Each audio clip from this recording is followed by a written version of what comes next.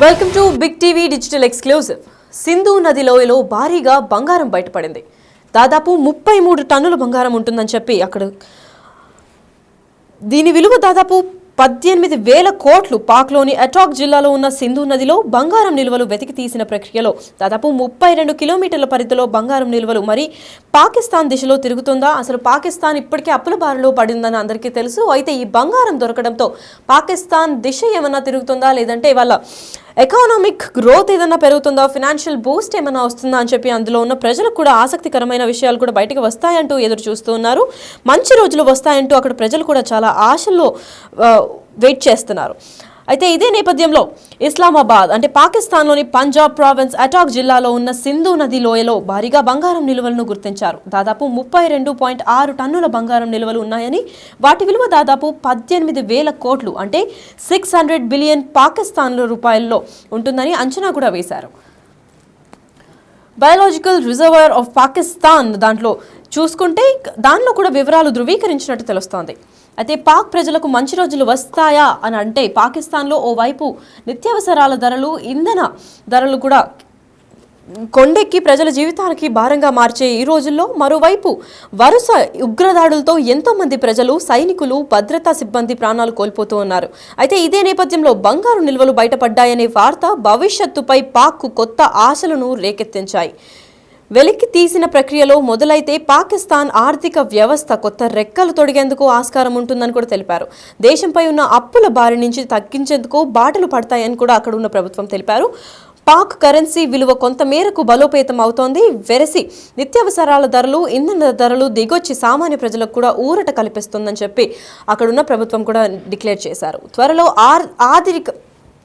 త్వరలో అధికారిక ప్రకటన కూడా వస్తుందని చెప్పి అటాక్ జిల్లాలోని సింధు నదిలో బంగారం నిల్వలను వెతికి తీసి ఈ ప్రక్రియలో ప్రారంభించడం పూర్తి చేసి దృష్టిలో పెట్టామని చెప్పి పంజాబ్ ప్రావిన్స్ గనుల శాఖ మంత్రి ఇబ్రహీం హసన్ మురాద్ కూడా ప్రకటించారు. 32 కిలోమీటర్ల పరిధిలో బంగారం నిల్వలు విస్తరించి ఉన్నాయని చెప్పి కూడా ఆయన తెలిపారు. అయితే పంజాబ్ ప్రావిన్స్ ఇంకా ఖైర్ ఫంక్వాలా ప్రావిన్స్లో పరిధిలో అంటే ఈ రెండు పరిధిలో పలు ఇతర ప్రాంతాల్లో కూడా బంగారు నిల్వలను గుర్తిస్తున్నాము అని చెప్పి అక్కడ ప్రభుత్వం తెలిపారు. పెషావర్ బేసిన్లో ఇంకా ముర్దాన్ బేసిన్స్లో కూడా సైతం చాలా వరకు బంగారం నిల్వలు ఉన్నాయని పేర్కొన్నారు.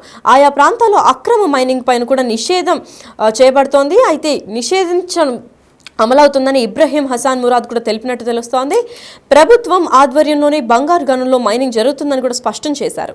సింధు నది హిమాలయాల్లో జన్మించిన పాక్ మీదుగా ప్రవహించే అరేబియన్ సముద్రంలో కలుస్తోంది.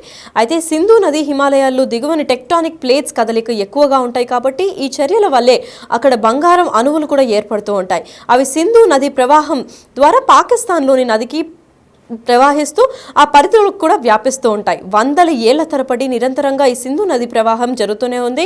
అయితే దీనికి అంటే ఈ న్యాచురల్ ప్రాసెస్ ఫలితంగా ఈ బంగారం అణువులన్నీ నది లోయల్లో పలు చోట్ల కూడా పేర్కొన్నాయని చెప్పి అక్కడ ప్రభుత్వం తెలుపుతున్నారు. అయితే ఇది పాకిస్తాన్ దిశలు మారుస్తాయా ఏంటి అని చెప్పి అనుకునే లోపలే లోకల్ మైనింగ్ కూడా చేస్తున్నారు. పలు ప్రాంతాల్లో ఇక్కడ బంగారం దొరుకుతుంది అని అనుకున్న వాళ్ళు, లోకల్ అక్కడ నివసించే వాళ్ళు కూడా మైనింగ్ చేస్తే మనం కోటీశ్వర్లు అయిపోతామని ఒక ఆశతో ఇల్లీగల్ మైనింగ్ కూడా చేస్తున్నారు. అసలు మైనింగ్ అంటేనే ఇల్లీగల్ ప్రాసెస్. అయితే ఆ ఇల్లీగల్ ప్రాసెస్ని వేరే వాళ్ళు అంటే గవర్నమెంట్ ఆధ్వర్యంలో లేకుండా కూడా చేస్తున్నట్టు తెలుస్తోంది. అయితే ఇదే నేపథ్యంలో సెక్షన్ 144లో కూడా పాకిస్తాన్ వాళ్ళకి ఇది చాలా నేరం అని కూడా చెప్తున్నారు. అయితే గవర్నమెంట్ ఆధ్వర్యంలోనే ఈ మైనింగ్ అంతా జరుగుతుందని కూడా అక్కడ హుసైన్ మురాద్ కూడా స్పష్టం చేసినట్టు తెలుస్తోంది.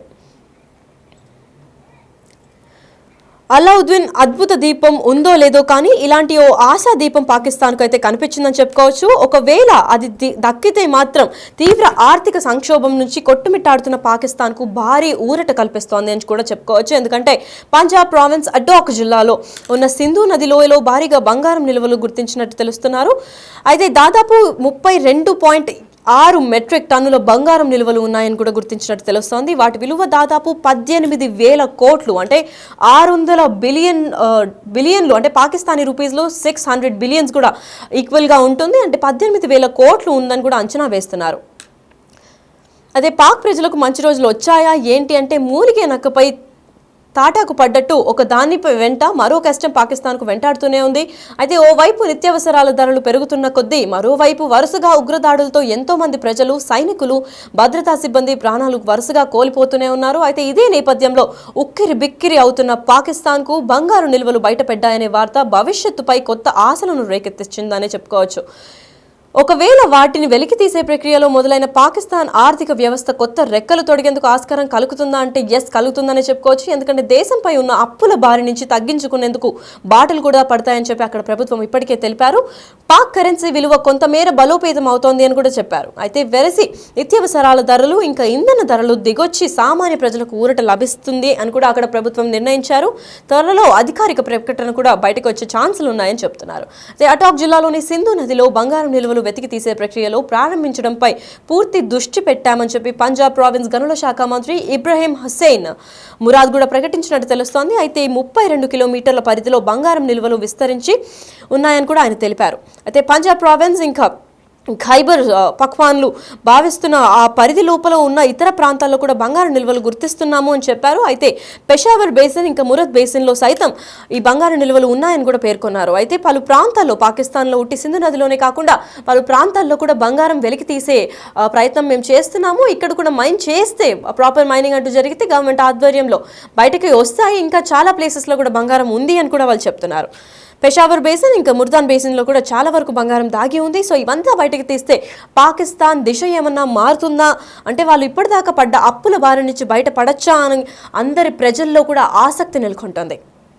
ప్రభుత్వం ఆధ్వర్యంలోనే బంగారు గనుల్లో మైనింగ్ జరుగుతుందని కూడా స్పష్టం చేశారు. ఎందుకంటే ఇటీవలే ఇలాంటి న్యూస్ బయటకు రాగానే అక్కడున్న పాకిస్తానీ ప్రజలు కూడా ఎక్కడ పడితే అక్కడ మైనింగ్ స్టార్ట్ చేసేసి మైనింగ్ అనే ప్రాసెస్ ఇల్లీగల్ ఉంటుంది. కాకపోతే ఆ మైనింగ్ ఎక్కడికి ఎవరి ఆధ్వర్యం ఎవరి పర్మిషన్ లేకుండా కూడా ఇల్లీగల్గా మైనింగ్ చేస్తూ ఉంటారో ఆ బంగారం దొరుకుతుందనే ఒక ఆశతో. కాకపోతే అది ఆ ప్రకారం ఇంకెవరైనా చేస్తే మాత్రం కఠిన చర్యలు తీసుకుంటామని చెప్పి పాకిస్తానీ ప్రభుత్వం ఇప్పుడే తెలిపారు.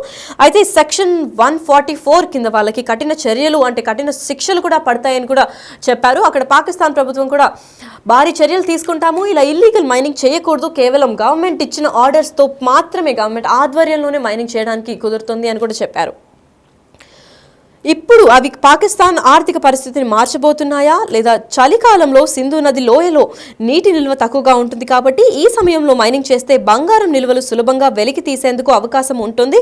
ఈ నిల్వలు మైనింగ్ ఇంకా వినియోగించే వంటి అంశాలు అంటే ఈ ప్రావిన్స్ కోసం పాకిస్తాన్ కేంద్ర ప్రభుత్వం మధ్య సయోధిగా అంటే కుదరాల్సినవి చాలా ఉన్నాయి. పైగా ఇంటర్నల్ గవర్నమెంట్ ఇష్యూస్ కూడా ఏమైనా ఉంటే దీనివల్ల అవి సాల్వ్ అవుతాయా అని కూడా అంటున్నారు.